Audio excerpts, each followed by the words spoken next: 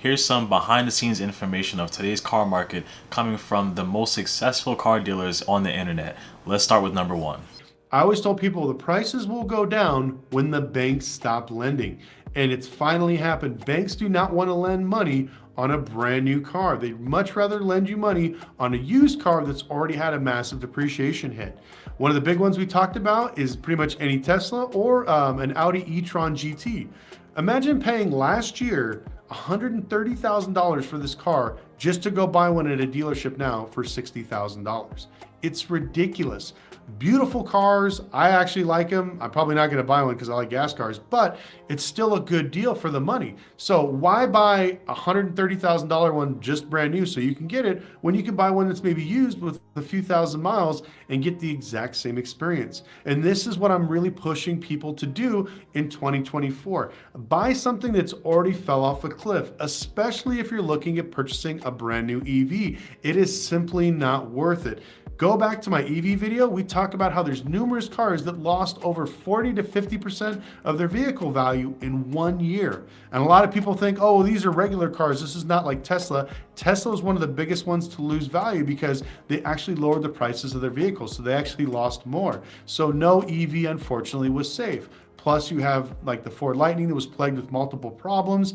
And just the fact that everybody that wants something tech always wants the newest, latest, greatest thing. They don't want the thing that's old. So if you're on a budget and you're looking for a good deal, maybe a pre-owned EV might be the thing for you if you don't travel that much, because there's massive deals on them right now. To buy a 2020 Model 3 is cheaper than buying a 2020 Toyota Corolla. Why would you pay over MSRP anymore? It is a buyer's market. You as the buyer have all of the power, all of the control. Now I need to preface this because when I say that, people are now gonna think, oh, I'm gonna go into that dealer and I'm just gonna take such advantage of them. I'm gonna offer them $5,000 and a $10,000 car and they're gonna take it because the buyer, that is not how it works, okay? We can't sell at a loss. It is not possible. Like we'll all be out of business. So you have to be reasonable with your values and your offers. If I own it for 8, I'm not gonna sell it for 6, okay? It isn't an option. So as a buyer, yeah, things are negotiable again, whereas they weren't for a while. During COVID, 2021, 2022, a buyer could come in and say, hey, would you take X amount? And I'd say, you know what? No, I'm sorry, because if you don't like it, I will sell it tomorrow to somebody else for my asking price. So I had the power, I had the pull to say, no, I'm sorry, I'm not overcharging, but I'm charging market rate. Now, everything's negotiable again. So you can walk in somewhere and say, hey, listen, this is my budget. This is what I came up with. I did my research and I found that this car is more suitable at this price. For me, this is what I can afford and this is what the market on this car is. Would you accept XYZ? I have my financing in place already. I already went to my credit union. I have my pre-approval, or I'm a cash buyer. Those offers are very likely to be accepted. Why? Because as a guy that owns a car dealership, cash is king. If you come in prepared, if you come in ready to buy, I want to sell it to you. I'm not going to turn down a sale in hopes that someone else shows up this week, next week, or the week after. We want those sales.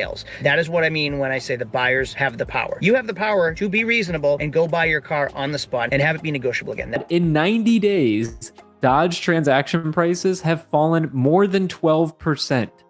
That's absurd. That is quite the juxtaposition on pricing over a 90-day period of time.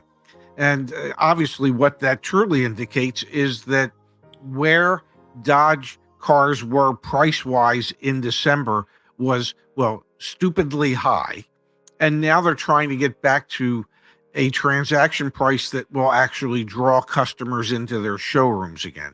But to lose almost 13% in 90 days in your average transaction price, that's an incredibly large drop in values. Is there any indication that this is going to change, I don't know, over the next 90 days? Like, shouldn't we expect to continue to see downward pressure on new car prices? I would think that we will continue to see average transaction prices declining because, well, interest rates are going to remain high. The Fed last week said that they're not going to cut rates anytime soon, which would have been the car industry's preference.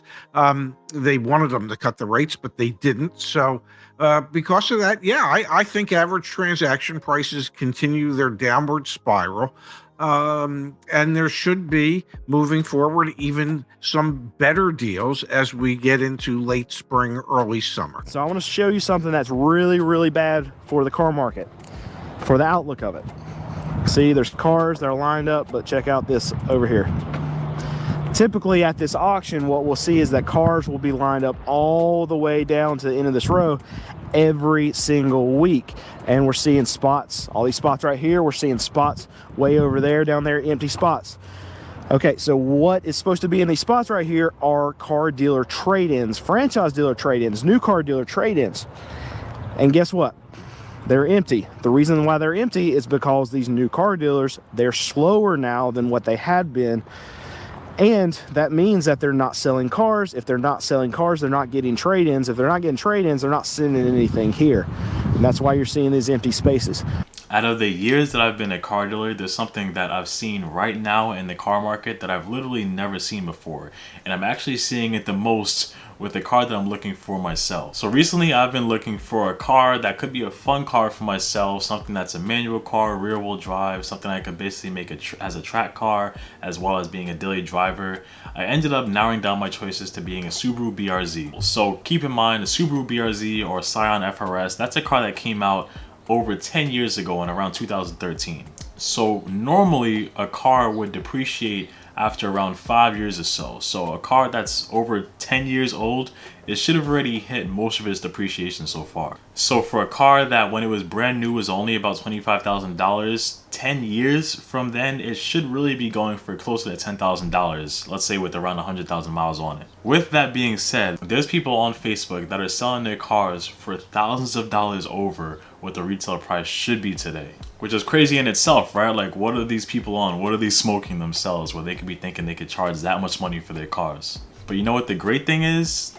There's no one buying them at all. There's people that are literally posting up these cars for those wild prices that I mentioned literally like 6-7 months ago and still haven't sold them till today. But a big reason why these people are even thinking that they could charge those crazy prices is because these are the same people that paid way overpriced than they should have a couple years ago during COVID, when the market for everything was way overpriced. And I want to say too, it's not even just private sale. I go to dealer auctions as well, and when I go to a lot of these auctions, most of these cars that are going through are literally going past as no sale at all. Where a dealer like myself will bid on that car and actually bid a good price off of what today's market price is, and the seller of that car will literally just pass on the sale completely and have it as a no sale because of the fact that they are also in for way too much of what that car is actually worth. So trust me, I get it. You want that car as much as I probably want my car as well, but realistically, you have to just keep waiting. It's most likely just going to be a couple more months where these dealers and these people are starting to see that no one's willing to buy these cars for the prices that they're suggesting,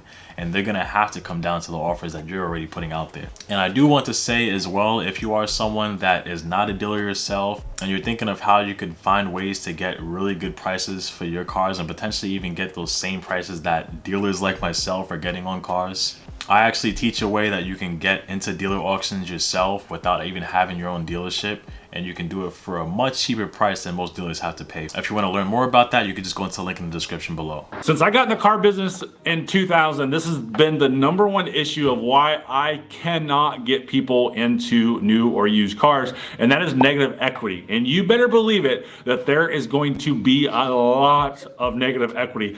I've already seen it for the entire last year of how much negative equity people have. And the issue is you bought a new car and paid MSRP or paid more than MSRP. Many people paid more than MSRP. 100% of that money, MSRP and above, is negative equity. You can never get rid of that because you can never sell your car for what it is worth in today's age now and get your money back out of it. On used cars, they're fluctuating, right? They're fluctuating so much, and it's not about the market, it's about how you buy the cars. And the reason why you have negative equity outside of paying too much for the vehicle is that you did not put enough money down. You have to put 20 to 40% down on a car loan to protect yourself from negative equity. And if you did not do that, you were hurting yourself. You got to think 6-7% sales tax, you tack that onto your car loan. You got taxes, you got fees, you got title fees, you got dealer doc fee, all that stuff got tacked on, and that $20,000 car all of a sudden became $23,000 car. So you already added on $3,000 of negative equity. So now you have that depreciating asset, regardless if it was new or used, you have a depreciating asset that you are wanting to get rid of,